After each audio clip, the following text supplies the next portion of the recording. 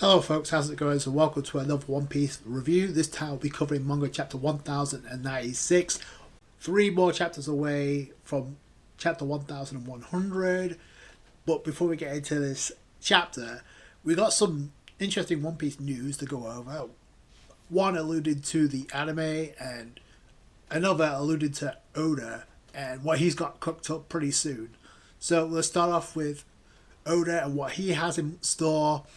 Apparently, the word is, and we all should assume, he has some type of message at Jump Festa in December, which he's probably going to tease what's coming next in One Piece in the manga, even though I think he's made it pretty obvious where we're heading next. But Oda's just going to make it official at Jump Festa, and he's also got something cooked up for chapter 1100. That's not a surprise, but it's going to be something big considering where we're at right now, and it could have something to do with Saturn being defeated, or it could have some other type of ramifications when it comes to what's going down elsewhere. Maybe a huge player shows up to take down Saturn, or maybe even Kizaru. We don't know yet. We don't know how this arc is going to end. We do know what's coming next. I think it's obvious. Oda's going to make it official apparently at Jump Festa, and it got cooked up in chapter 1100. We're going to find out very soon.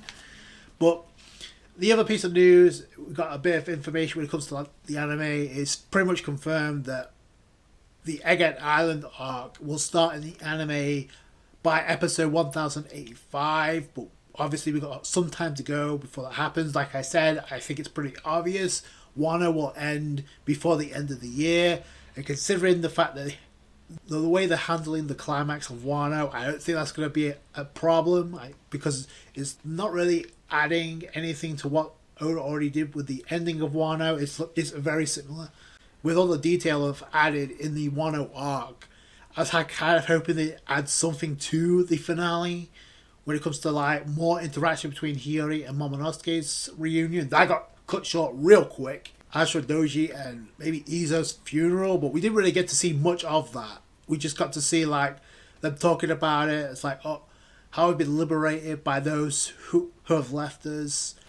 But that was that was kind of brushed off to the side. So it looks like they're just thinking about getting one over with in the anime so they can move on, which I don't have a problem with. Because if I'm being completely honest, the peak of the arc was when Luffy went into Gear 5th. Like, it was whacked out craziness from there on, but when Luffy went into Gear 5th, that for me was the peak of the arc, especially when it comes to the manga. So there are also some cool things leading into the finale. Other than that, everything was just like a rush to kind of get it over with. So it's like the anime's following suit.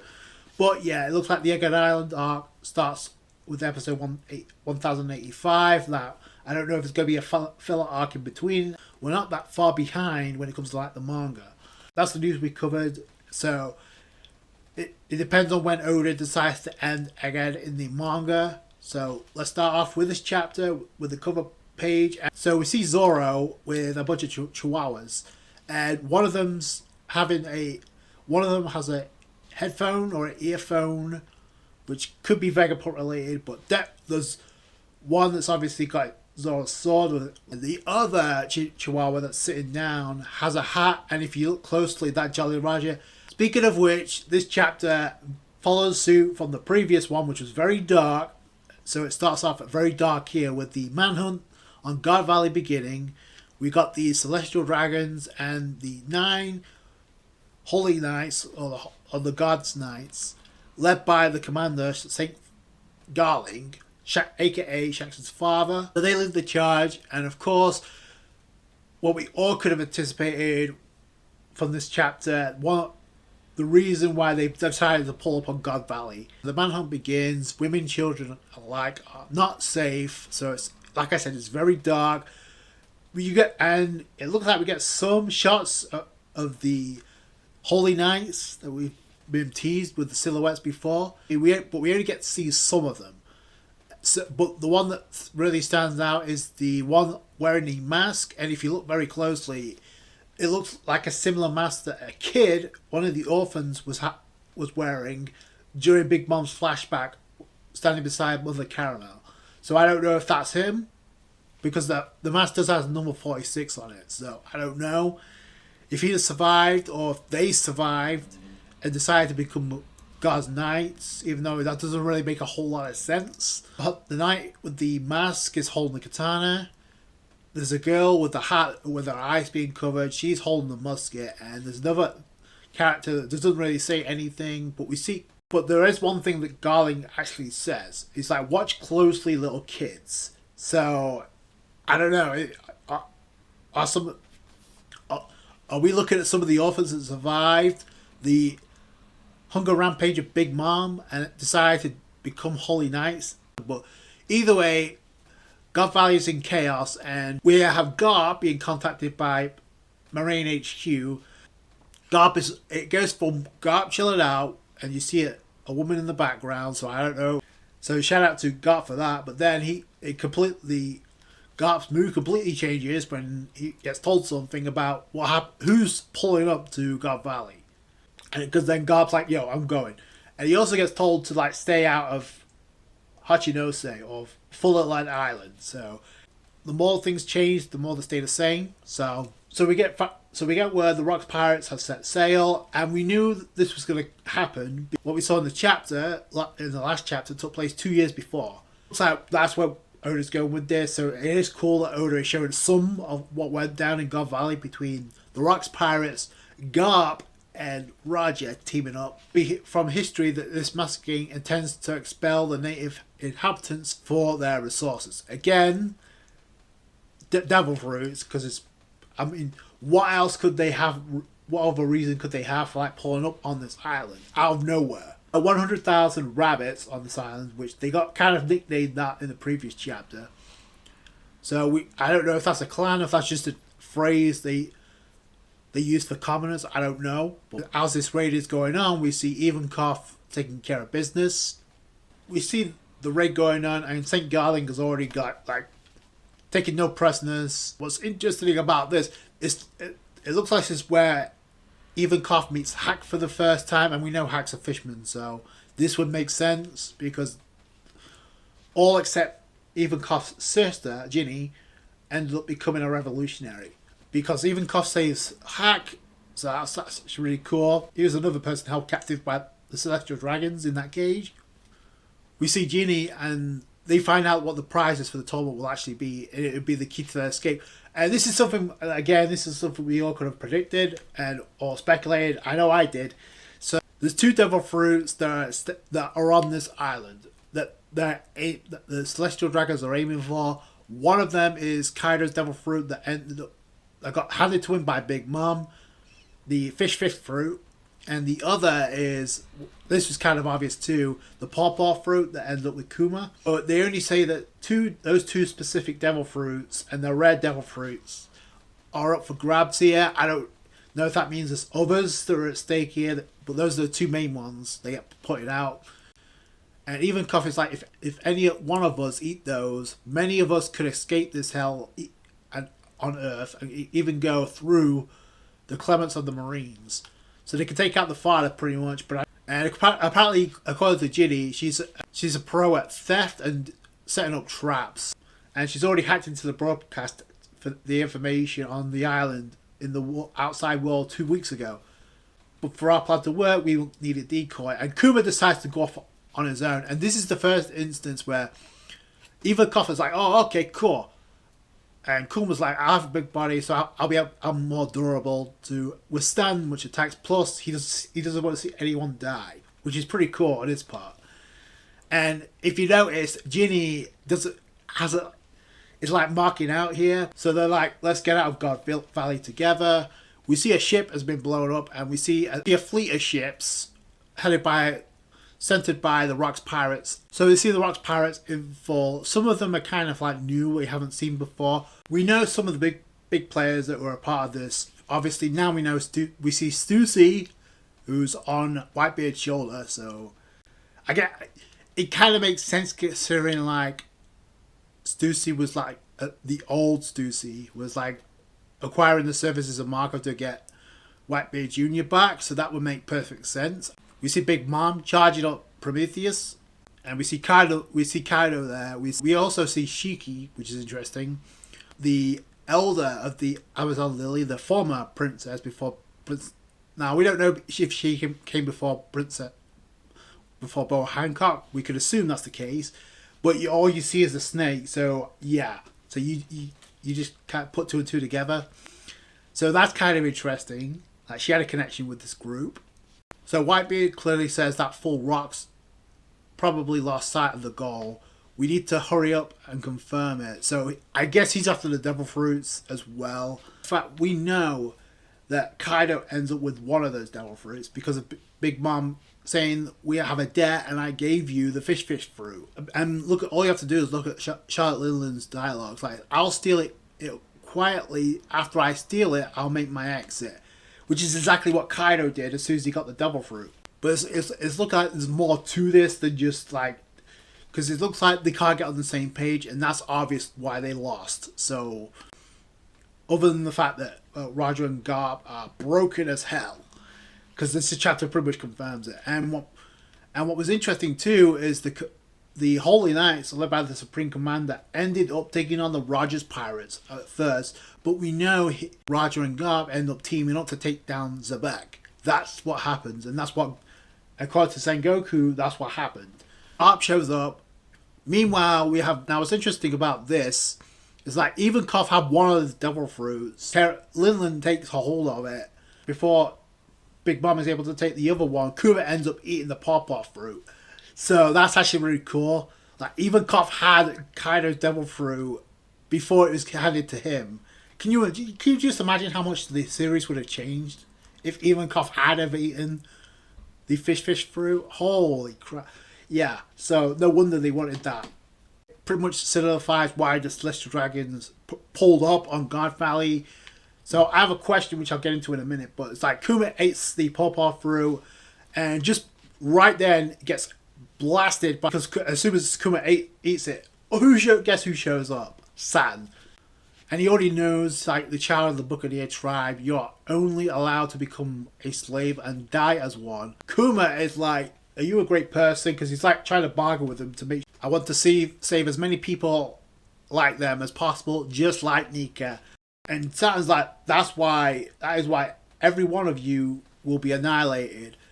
And it cuts away. It's like, Rocks, don't get in my way, Roger. So it cuts away. So we only get to see a bit of the class that went down, but we don't get to see the full scope. And I think obviously Oda is going to come back to that when the time is right. Thing to note is from the distance you can clearly see the heavens tremble and the hockey sparks, Conqueror's hockey sparks in the distance. So yeah, we could tell some serious shit is about going down there. Either way, it's like this incident will vanish into the darkness of history. Now, what we don't know is if that island still exists. Now, Sengoku says it was erased from the history books, but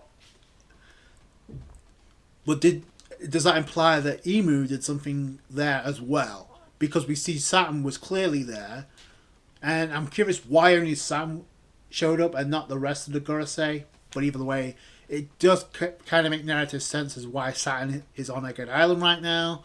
We go to the Sorbet Kingdom, and this is where Ginny and Kuma, along with Ivankov, and what's interesting to note is like now the way that Ivankov describes his hand that Kuma now has is describing the hand that has given freedom to people is the hand of liberation.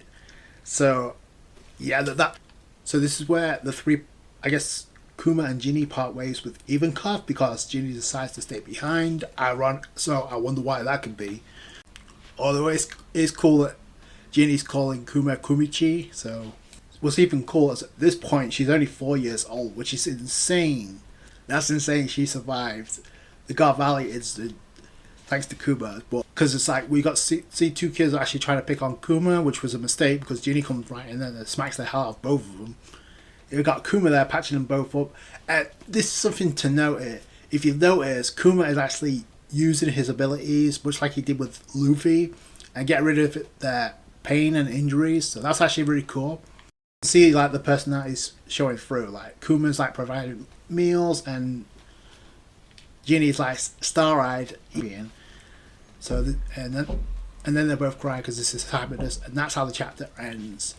And it has to end that way because it's going to tie into the present with Bonney existing. So it's because of Kuma and Ginny. So there you go. I want to touch into the whole situation involving the rocks incident, because before the description of Kuma's hand gets revealed by Ivankov, there's a statement made by Ivankov about there's no other information besides the legendary hero Garb. So it's according to the world's top. So Morgan's reported something, but he didn't give the full scoop. In the end, we don't know what happened on the island, which I think it's pretty obvious that Morgan's is being told by the government to cover what really went down. Because again, according to Sengoku, we know that Garp and Raja teamed up against Rock Dieselbeck. What we don't know is why. But we do know Garp's reason is to protect the celestial dragons, even though the Tenryubito Beto caused the situation in the first place. The other question I have is, why were 2 rare devil fruits on that island to begin with? Why did they choose God Valley as the place if it's a non-affiliated government island? The government decided to cover this up. I personally think it has something to do with Imu's involvement in this. The way it's described in this incident, it vanished into the darkness of history. So who do we know at this point who has the ability to erase an island off the existence? It's even more interesting. There could be a connection with the orphans that were a part of Big Mom's flashback, that possibly one or a couple of them ended up becoming members of the God's Knights. From a power scaling standpoint, that doesn't really make a whole lot of sense. So it's kind of crazy that Oda would reveal them, unless some of them are actually not alive anymore, and we got new Holy Knights, but the fact that there are 9 of them, so Ivankov describes the hand of Kuma as the hand of liberation, much like Nika was described as the warrior of liberation. A lot of people were actually pointing this out for the previous chapter, but it is kind of poetic. The reason that Nika exists now, or at least the reincarnation of Nika exists now, is because of Kuma separating the Straw Hats, getting them away from Kizaru and back joining Sabri Archipelago. It makes poetic sense, described as the hand of liberation, which allowed the Straw Hats to be free in order to grow. It's going to lead to Nika once again appearing to save Bonney, or it's going to be a combination of the both. Because you don't describe something as the hand of liberation and you don't describe Nika as the warrior of liberation if it's not going to come together. So, and if you and obviously in the last chapter, and it's obvious when Kuma was talking to Bonney in a flashback about Nika being capable of freeing him, and then Bonney completely responded by, "Will he free me too?" I think that's solidified what's going to happen. I don't know if it's going to happen in chapter 1100, but I also think it's interesting. We see a scene with Kuma after those kids were actually picking on him, throwing stuff at him. He was able to, after Genie beat their asses, Kuma actually took away their injuries, much like he did with Luffy back at Thriller Bark, and Zoro had to take that pain on. Now, I mentioned in the comments in my last review that could be a similar situation, and I think it was interesting that Oda decided to kind of remind us that Kuma has this ability. Is it possible Kuma could do something similar with Luffy, but instead of having one of the Straw Hats take the pain, he's going to take that pain, and that will probably kill him, but it would give Luffy a chance to have Nika appear in the form of Gear 5th. I think that could be the way to go, because a lot of people have stated that, maybe Kuma is going to use his hand to at least get the Straw Hats away. Pause for a minute, no pun intended. So, number one, if that's the case, then Kuma has to know where Elbaf is. And I mentioned this in the last review, since we know the Buccaneers have blood of giants, or giant blood in them, we don't really know what that means. Does it mean they have a different... Are they descendants of Elbaf, or the giants of Elbaf, or is there something else? So, we don't really know. And we don't really know where the Buccaneers actually came from, the Buccaneer tribe. So, that's number one. So, he has to know where Elbaf is at, if he's going to warp them there. Number two, the entire crew has to be together if this is going to work. Or The only other way I've seen this happening, and this is going to piss a lot of people off, but I can see Oda doing this, is separate the crew. And we know 4 of the Straw Hats are going to Elbaf immediately. And I think personally Bonney's going to go there too, because this chapter is pretty much the previous 2 chapters solidifying that Bonney has to see Nika before this arc is done, or it's going to happen on Elbaf. Because she was told about the warrior liberation.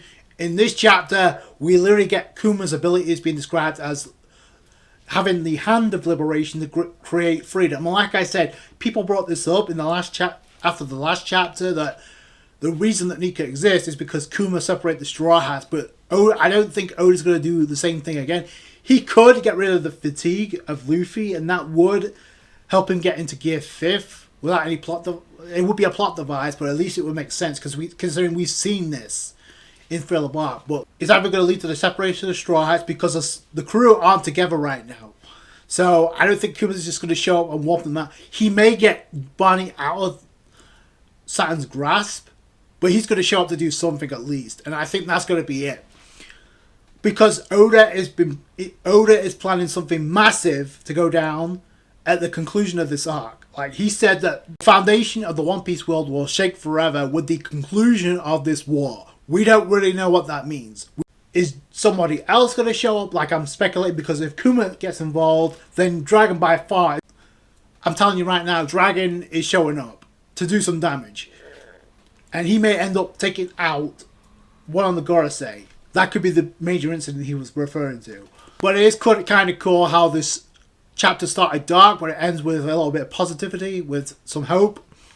Even though I think it's pretty obvious stuff is going to happen to Ginny, which sucks, because we just got introduced to her, and from what we're seeing, her personality is much like Bonney's. Like I said, Bonney kind of has to see something like Nika. It's gone into Gear 5th. Now, she has seen Luffy, and I mentioned this in the last review.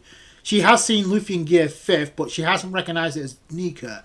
And both times that Luffy has fought in Gear 5th, Bonney was either in a different area, or she was knocked out. When it came to Luffy against Rob Lucci in the rematch, Luffy flexed into Gear 5th. Bonney, ironically, was KO'd because of the bugs. That's exhibit number 1. Exhibit number 2 is when Kizaru kicked her in the face and sent her to a different area. Kizaru fought Luffy in Gear 5th, but Bonney was not around to see it. Ironically, now it's pretty much set in stone that Bonney has to recognize Luffy as Nika at some point, and the Hand of Liberation has to play a role. What's going on right now? There's no reason for Ivankov to give that description of Kuma's hand being a Hand of Liberation if nothing's going to come of it. Like I said, it could be a way of Kuma getting Bonney away from Saturn, or it may be a way of Kuma getting rid of the fatigue and injuries of Luffy. That would allow Luffy to go back into Gear 5th with whatever energy he has left.